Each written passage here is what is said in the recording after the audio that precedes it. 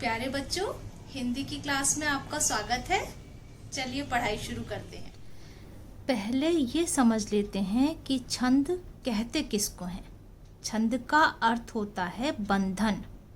तो जब कोई रचना मात्रा, यति, गति आदि नियमों में बंधी होती है तो उसे छंद कहते हैं। सीधे सीधे अगर ये समझो कि नियमों में बंधी हुई कोई अगर रचना होगी, कोई कविता होगी तो उसको छंद कहेंगे।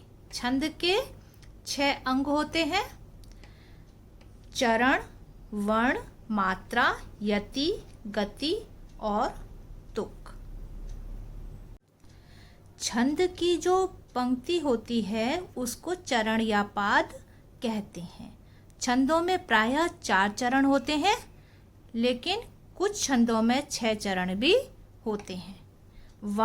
वर्ण अक्षर को भी कहते हैं। ये 2 प्रकार के होते हैं, लघु और गुरु। इनको ह्रस्व और दीर्घ भी कहते हैं। यदि हम साधारण भाषा में कहें तो जो छोटे अक्षर होते हैं वो लघु और बड़े अक्षरों को गुरु कहते हैं। जैसे आ, ई, उ ये सब छोटे हैं तो लघु कहलाएंगे, और आ, ई, उ ये बड़े हैं, ये गुरु कहलाएंगे। अगला जो अंग होता है वो है मात्रा।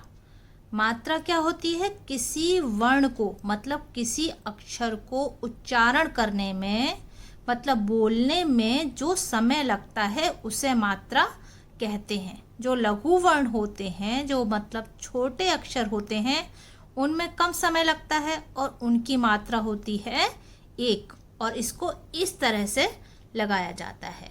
और दीर्घ वर्ण जो बड़े होते हैं उसमें 2 गुना समय लगता है, तो उसकी मात्रा 2 होती है और उसका चिन्ह इस तरह से लगाया जाता है।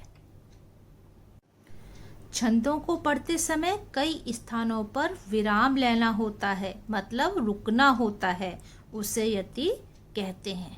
गति या लय। छंदों को पढ़ते समय या सुनने में मधुर लय को गति कहते हैं।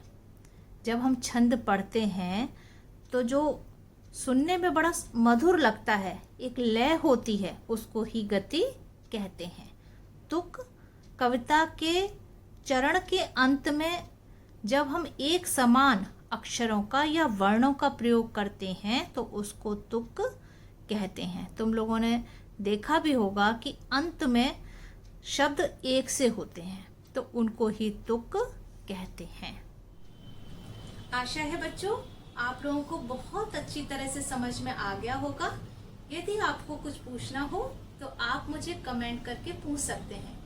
आप इस चैनल को सब्सक्राइब भी कर लीजिए, जिससे आगे आने वाली वीडियो भी आप तक पहुंच सके। धन्यवाद।